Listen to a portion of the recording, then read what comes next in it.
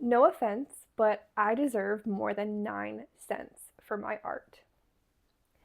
So I have an Etsy shop, and you know how it is. Every week or two, they tell you how much money you're getting paid from Etsy. And I was so excited to read the email. It was like, your deposit is scheduled 9 cents from my art. What is going on here? I posted about this on Substack and it went completely viral. So many artists were in my comments saying the exact same thing. 98 cents on Medium, $4 as a deposit for selling their ebooks, 61 cents from their podcast on Apple. What is going on? Why are so many of us as artists making literally pocket change? I have spent a really long time thinking about this, trying to research it, trying to figure out how can artists actually make money. So one of the things that I've discovered in my search is the coaching strategy as an income route. And it rubs me the wrong way. You would not believe how many people are out here on Substack, on YouTube, on wherever, Instagram, you know the drill, trying to sell you coaching so that they can help you make money as an artist. But here's the thing. They always talk about have multiple revenue streams. But you know what's one of their biggest revenue streams? Coaching and courses. So what you're telling me is that you're going to sell me a coaching class about how to make money as an artist, but the way that you make money as an artist is through selling coaching classes. So are you actually teaching me anything, or are you just going to tell me how to sell coaching to other people so that they can learn how to sell coaching? Is any art happening, or are we just all spending money to learn how to do coaching? Literally drives me insane. You know that one person that always pops up on Instagram and she's like, buy my $69 course and you'll go viral every single time. That is not the answer that we need. Also, going viral isn't even the answer. I post my stuff on Instagram. Usually I get, a couple dozen likes, a couple hundred likes if I'm feeling fancy. I had a reel go, my version of viral and get like 10 times the views it normally does, dozens and dozens and hundreds of likes. Like, I was like, oh my gosh, my life has changed. I have figured out how to Instagram. And then my next reel completely tanked because virality doesn't actually solve our problems for us. We don't need to go viral because going viral doesn't actually help. Unless you're like going viral about a specific item that you're selling, that might work. But for the most part, having a reel or a post or whatever go viral is not the answer that we are looking for. So what's going on? What's the problem? Okay, 2 thoughts. My dog is barking. I'm sorry. Hold on. Molly, I'm making a YouTube video. It's not the time to bark. Stop it.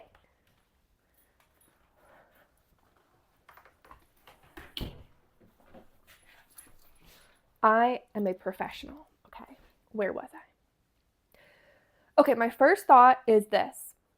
Why is it that artists make change while corporations are making millions?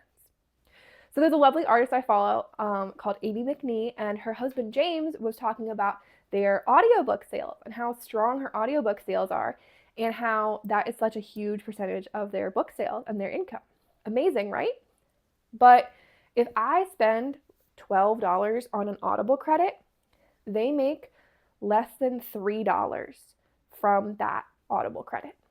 They are literally making like 10 to 20% of the money that I spend, even though she wrote the book, she published it herself, she recorded her own audiobook.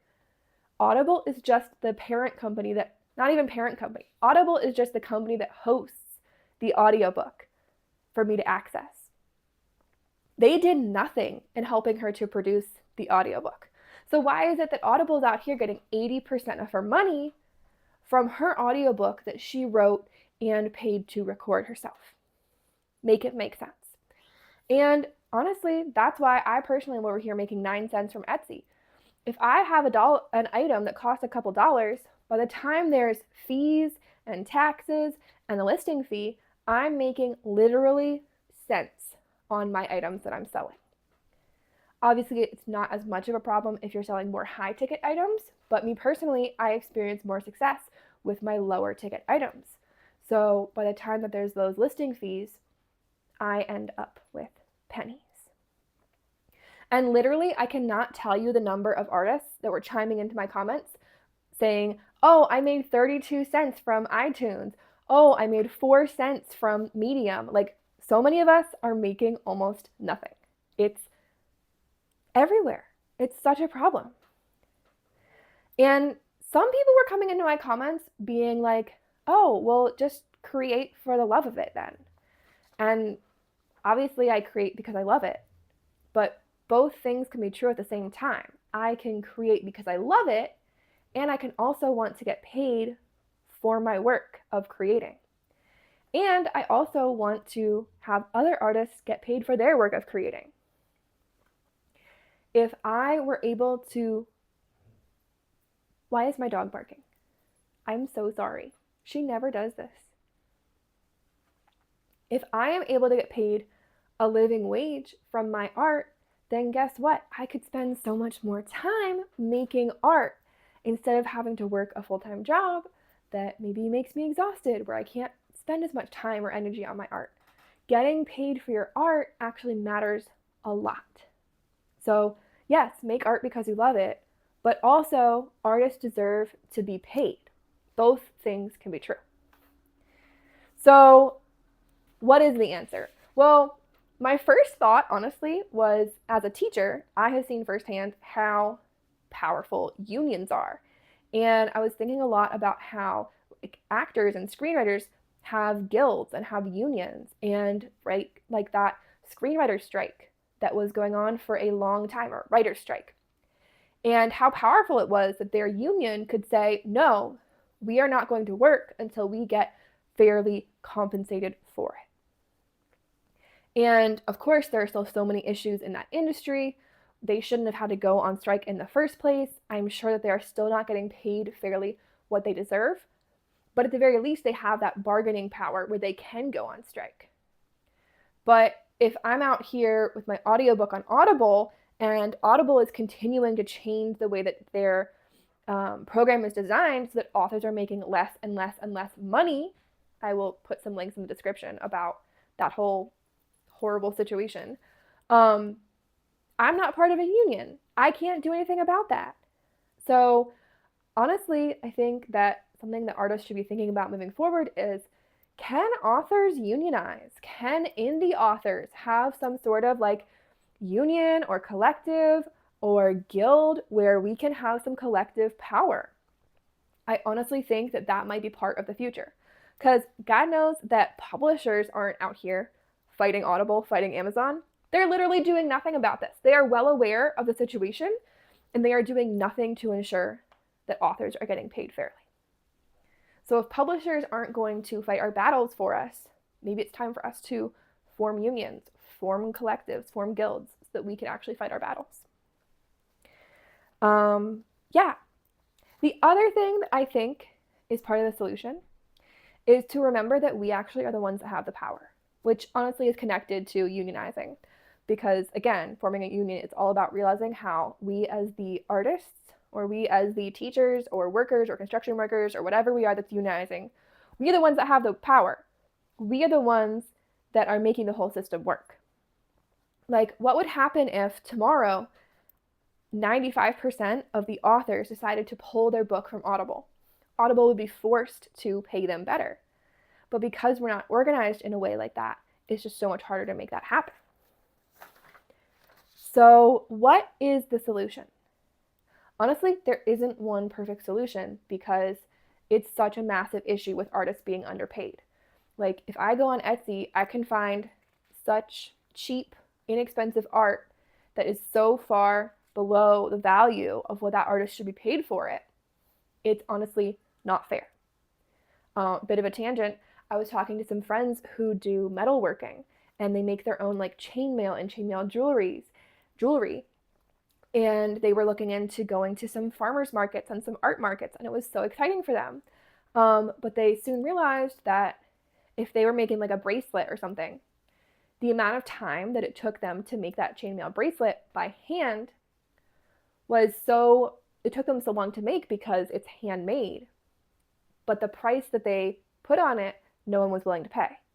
When they priced it fairly, everyone was like, oh, that's way too expensive for a bracelet. Because people don't see, oh no, this took 5 hours to make. I should be paying a couple $100s for it. They see, oh, it's a bracelet, that should be like $12.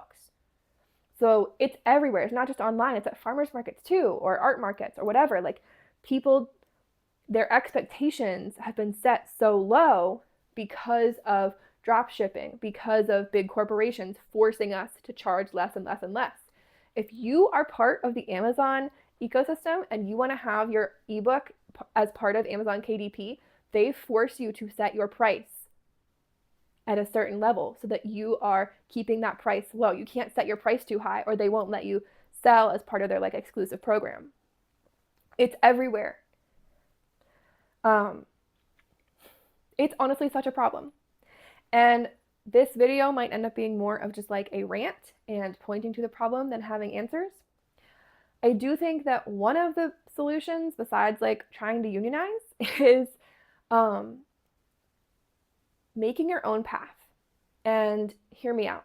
What that means is remembering that if I don't want to put my book on Amazon, I don't have to put my book on Amazon. I can sell my book a different way. There are so many places where I could put my book and bring my own audience to my book. It means remembering that, hey, if Etsy is charging me too many fees, I can start selling my art through Instagram. Like, if Instagram doesn't want to publish my posts as much anymore, I can move over to Substack. Like, I have sold so many more things by selling through Substack than by selling through Instagram. So it's playing around with these different platforms and realizing, okay, what's going to actually work to allow me to sell my art. I think another big answer is just going back to selling art in person. Like, when I publish my book next year, I am planning to do several events where I can be at a bookstore or a library or an art market selling physically selling books in person, because then there's no like overhead fees. Amazon isn't taking 80% of my cut. You know, there might be like a $10 fee or something to set up a table, but there's not Amazon taking 80% of my cut. And you get to have that person-to-person interaction that you don't get to have online. So I think going back to selling in person can be a really amazing way. The other one is just taking the weird route to marketing and to promoting your work. And I actually have a whole Substack post about that, and I might make a video about that in the future, so stay tuned for that. If I end up making that, I'll go back and link it in the description. Because the reality is, we are artists, we are creative, and we have the tools to come up with creative solutions to market our art. Maybe it's, selling in person. Maybe it's finding a new platform. Maybe it's like printing out flyers and putting them on bulletin boards with links to our art. There are so many innovative and creative ways to promote and to market our art so that we can leverage that and actually be able to make more money. But also, the whole crux of this video is that we need structural change. We need to not live in a world where Etsy can be flooded by drop shipping pieces so that my pieces seem like they're too expensive, even though I'm the one that went through the work of hand making them. That's what needs to happen.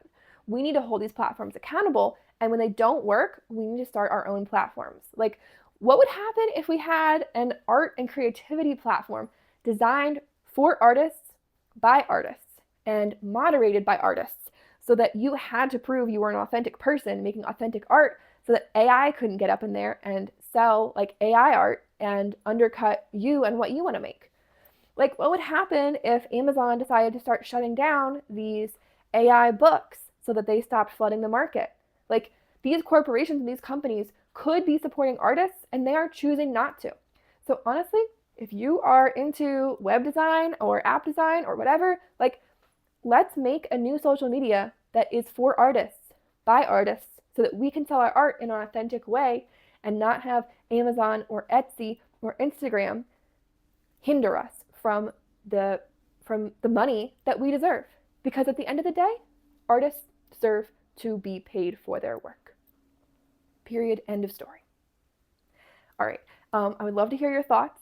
I am so interested to hear, if you are an artist, what does your monthly payment look like? Especially if you are not someone who is an artist full time. If you're like me and you have art as your side gig, side hustle, what does that look like? Are you able to make money from your art that is meaningful? I mean, my 10 cents for my art is meaningful in a certain way, but in a much realer sense, I would like more money.